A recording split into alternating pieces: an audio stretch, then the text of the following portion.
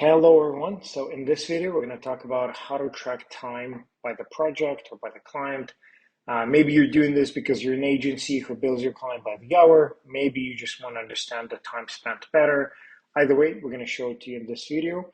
And I'm going to do it in 3 steps. First, I'm just going to show you how to turn on that feature, how to make sure it's working. Number 2, I'm going to show you how your users can actually select the project they want to track the time for. And number 3, we're going to go into different reports that you as a manager can see for that track time. All right, so first, to turn the feature on, first we press on that avatar over here. We go into settings, we go into the desktop app over here, because you want to turn on the feature that allows your desktop app to track time by the project. You scroll down and you find this line that says allow time tracking by projects. All right. So you're going to turn it on. So now anyone can track time by the project or by the client. The second part of this that we'll need to do is we'll need to actually create projects that people can choose from. And maybe you've created them before, maybe not, but to create it, you go to the menu again, you go to user management, you go to projects. And again, if you did create some projects before, you're going to see it here. If not, then you press on this icon in the top right corner.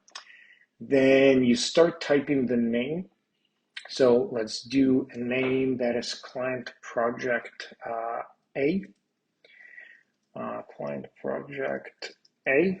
And then let me select a few people that will be inside of our project. So Dwight, Pam, and Andy. I'm going to save it, and you see it here. So now, if I'm, let's say, Dwight, I can select to track time for the special project, fire safety, or client project A. All right. So now the feature is fully working. It's turned on. So now let's assume we're Dwight, and let's check how it will look on our desktop computer so that we can see how to actually select projects. All right.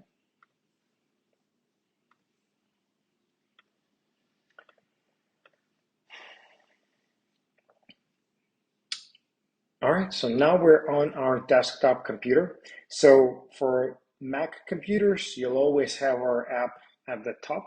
For Windows computers, you most likely will have it at the bottom right corner, or maybe you've put it in a different place. There's more flexibility on Windows. Either way, let's open the menu of that app. And over here, we'll see a new line that says projects. So this line is the line that will actually have the different choices you have. So I might be tracking the time right now for just generally, just my overall general work time. But if I want to start using, tracking time for a certain project, then I'll just click on that project. And this, where it says 000, this, once I start tracking, will show how much time did I track for this specific project. So numbers over here is how much time you spent on that project today. Number on top, this will be how much time you tracked in total today, okay? So let's say I select client project A, I close this, then I open it again. And what I'll see that it already added a few seconds to it. So every time, if you want to check how much time you spent on the project, you just open this little menu and you'll see it over here.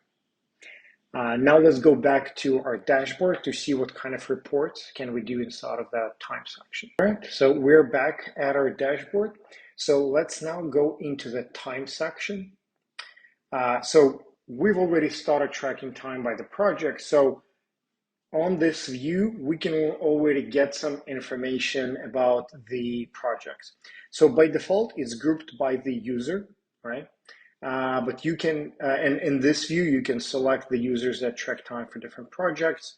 You can press on this and then it will show you a list of projects that this person tracked time for.